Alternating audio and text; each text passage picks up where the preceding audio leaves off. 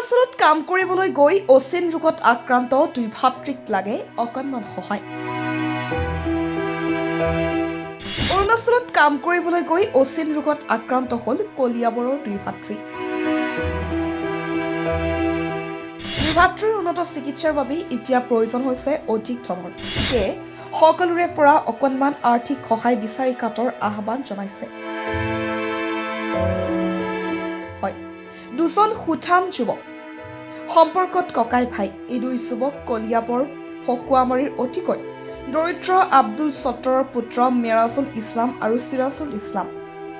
দুই ভাতৃ এদিন সুস্থ শৰীৰে কৰ্মসূত্ৰে ওলাই গৈছিল অৰুণাচললৈ। দুই পুত্ৰৰ কষ্টোপাৰ্জিত ধনেৰে খুব সুন্দৰভাৱেই চলি গৈছিল ঘৰখন। কিন্তু এদিন অকস্মাত খবৰ আহিল কোনো অচিন ৰোগত আক্ৰান্ত হৈছে দুই পুত্ৰ। দুই পুত্ৰ ঘৰলৈ উভতি আহিল, কিন্তু দুই পুত্ৰক দেখি পিতৃ মাতৃৰ লগতে আচৰিত হ'ল গাঁওবাসী। এদিন সুস্থ শৰীৰে ঘৰৰ পৰা যোৱা দুই ভাতৃ অসুস্থ হ'ল। দুয়োজনৰে শৰীৰটো কিবা বেকা হৈ গ'ল, ভালকৈ খোজকাঢ়িব নোৱাৰা হ'ল। ভাজ ভংগীমাবোৰো কিবা বেঙা অকৰা মানুহৰ দৰেই কৰা হ'ল। প্ৰকৃততে কিয় আৰু কেনেদৰে এনে হ'ল যুৱক দুজনৰ লগত? দৰিদ্ৰ পৰিয়ালটোৱে যুৱক দুজনক চিকিৎসা কৰাইছে যদিও লাভ কৰা নাই অকণো সুফল।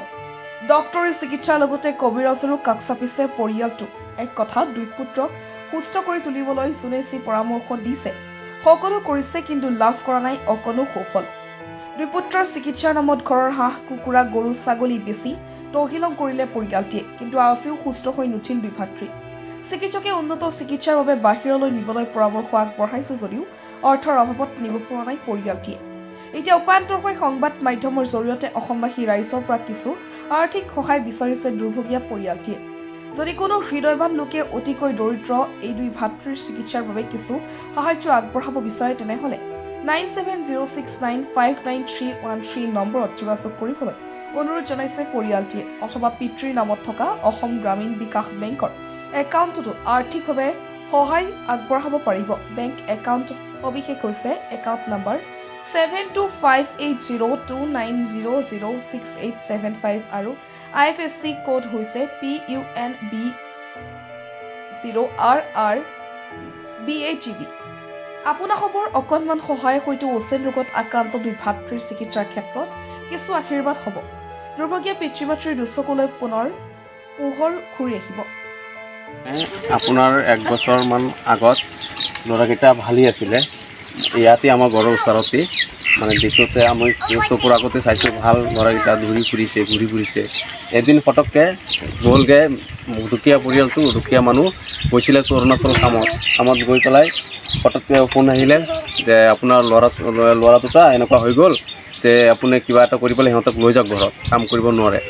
এতিয়া আনিবলৈ 1 বছৰমান সি যিমান আছিলে ঘৰত মানে মুগৰী ছাগলী গৰু এইবিলাক বিক্ৰী কৰি পেলাই চিকিৎসা পাতি কৰিলে, একো নহ'ল। এতিয়া মানে ইয়াতে মা দেউতা বহুত কান্দি পিন্ধি থাকে যে চিকিৎসা পাতি কেনেকৈ কৰিব। এতিয়া আমি ৰাজত কিমান আছে দিছোঁ, দি পেলাই সহযোগিতা কৰিছোঁ। এতিয়া ইমান দৰিদ্ৰ পৰিয়াল যে আপোনালোকৰ ৰাইজক আহ্বান জনাইছোঁ যে আপোনালোকৰ ৰাইজে কিবা এটা সহযোগিতা কৰক, কৰি পেলাই দৰিদ্ৰ পৰিয়ালত কৰি দিয়ক। আপোনালোকে এই বেমাৰটো আপোনাৰ ডক্তৰে ধৰিব নোৱাৰে, কবিৰাজো ধৰিব নোৱাৰে। এতিয়া কৈছে ডক্তৰে এটাই আইডিয়া দিছে যে আপোনালোকে এইটো বাহিৰত চিকিৎসা কৰিব লাগিব, তেতিয়াহ'লে বেমাৰকেইটা ধৰিব পাৰিব। আমাৰ ইয়াত ইমান নাই, আৰু বাহিৰত নিলে ধৰিব পাৰিব বেমাৰকেইটা কি বেমাৰ হৈছে। চৰকাৰক জনাইছোঁ এই আমাৰ এই মুখ্যমন্ত্ৰী হিমন্ত বিশ্ব আপোনাকো আমি অনুৰোধ জনাইছোঁ, আপোনালোকে যদি পাৰে সিহঁতৰ অলপ সহযোগিতা কৰি দিয়ক। ইমান দুখীয়া মানুহ পৰিয়াল, দৰিদ্ৰ পৰিয়াল, নদী ভাঙিছে সিহঁতৰ ঘৰ বাৰী, নদী ভাঙি যিমান আছিলে চবকেইটা নদীয়ে ভাঙি পেলাই লৈ গ'লগৈ। এতিয়া ইমান দৰিদ্ৰ হৈ গ'ল, এদিন কাম কৰিলে খাব পাৰে, নহ'লে নাই, এনেকুৱা থাকে। যিমান ৰাইজে যিমান দিয়ে এদিনত ইমানকেইটা খাই সিহঁতে, আৰু কাম কৰিব নোৱাৰে। এই দুটাই ল'ৰাই কাম কৰি সিহঁতক পৰিয়ালটো চলাব পাৰিলেহেঁতেন, এতিয়া দুটাই এনেকুৱা হৈ গ'ল। এতিয়া আপোনালোকৰ ৰাইজক আহ্বান জনাইছোঁ এতিয়া আপোনালোকে সহযোগিতা কৰি দিয়ক। এতিয়া খোজকাঢ়িব নোৱাৰে, এনেকুৱাই বহি থাকে। চাইছে নহয় কেনেকুৱা বহি আছে, ঘূৰি আছে, শুই থাকে। ভালকৈ শুই থাকিব নোৱাৰে, বহি থাকিব নোৱাৰে, খোজকাঢ়িব নোৱাৰে, শান্তি নাই, মানে কৰি থাকে। আৰু দুটা সন্তান ভালে আছিলে, অৰুণাচল গৈছিলে, গৈ এমাহ নিচিনা কাম কৰিছিলে। কাম কৰাৰ পিছতে হঠাৎকৈ সিহঁতে তাৰপৰা খবৰ আহিল যে তোমাৰ ল'ৰা দুটা কি বেমাৰ হ'ল, কাম চাম কৰিব নোৱাৰে, এইবিলাক লৈ যোৱা।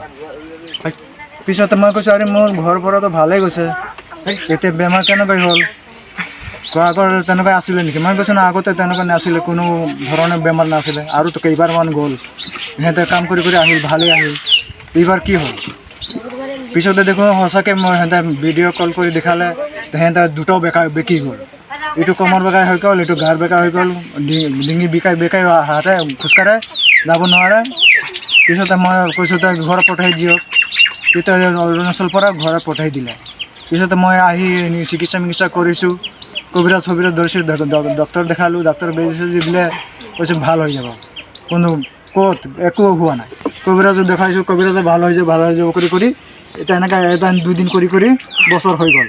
বছৰ হোৱাৰ পিছতে এতিয়া যি টকা আছিলে মোৰ, চব পইচা বিক্ৰী কৰি চব মই শেষ কৰি, গৰু ছাগল বিক্ৰী কৰি যি টকা আছিলে চব সিহঁতৰ পিছতে লগাইছোঁ।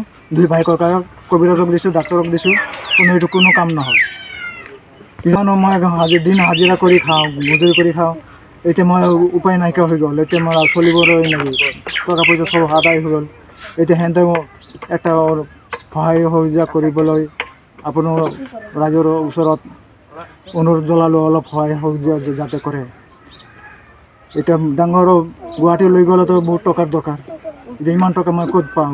যি ডাক্তৰে ক'লে যেন বাহিৰত লৈ যাব লাগিব, বাহিৰত লৈ গ'লেতো বহুত টকা দৰকাৰ, ইমান টকা আমি ক'ত পাওঁ? গৰীয়া মানুহ, লোকৰ মাটিত থাকোঁ, আমাৰ নদী চব লৈ গ'ল। এতিয়া মাটি চাটি আমাৰ একো নাইকিয়া হ'ল। আপুনি অনুৰোধ কৰিলোঁ চবে অলপ মোক সহায় যাতে কৰে। খোজকাঢ়িব পাৰি না, দিনভৰ শুই থাকে ঘৰতে, খোজকাঢ়িব নোৱাৰে, চাইকেল লৈ যাব নোৱাৰে, ৰাস্তাত পৰি যায়, খোৱাটো ভালকৈ খাব নোৱাৰে, হাতৰ পৰা থাল পৰি যায়, হাতৰ থালি পৰি যায়, এনেকুৱা অৱস্থা। বহি শান্তি নাপায়। আপুনি মোলৈ ঘূৰা চাল। ডাঙৰটো হ'ল নাৰাজুল ইছলাম, সৰুটো হ'ল চিৰাজুল ইছলাম। এটা বয়স হ'ল 18 আৰু ডাঙৰটো হ'ল 20 বছৰ। মানে তুই ভাই ককাই কি বেমাৰ হৈছে ডাক্তৰ ক'ব নোৱাৰে নেকি? ডাক্তৰক ধৰিব পৰা নাই এতিয়াও। যেতিয়া মেডিকেলত লৈ গ'ল, লৰচৰ কৰে, ট্ৰিটমেণ্ট কৰিবই নোৱাৰে। ডাক্তৰে কৈছে এতিয়া ডাক্তৰ গুৱাহাটী লৈ যাব লাগিব, মিচিঙো সোমাব লাগিব, কিবা কৰিব লাগিব। এইখিনি পিছতে একো ধৰিব নোৱাৰিলে। কিমান দিনৰ পৰা হৈ আছে? প্ৰায় বছৰ হৈয়ে গ'ল, বছৰৰ পৰা ওপৰত বেছি হৈ গ'ল। এতিয়া যা আছিল মই চেছ কৰিছোঁ, এতিয়া মোৰ উপায় নাই। এতিয়া মই দিন আনো দিন খাওঁ, আৰু এদিন নগ'লে মই খাবলৈ নাইকিয়া হৈ যায়। এনেকুৱা অৱস্থা হ'ল মোৰ এতিয়া। আপোনাৰ নাম? মোৰ নাম আব্দুল সত্তাৰ, ভুকামাৰি থাকোঁ।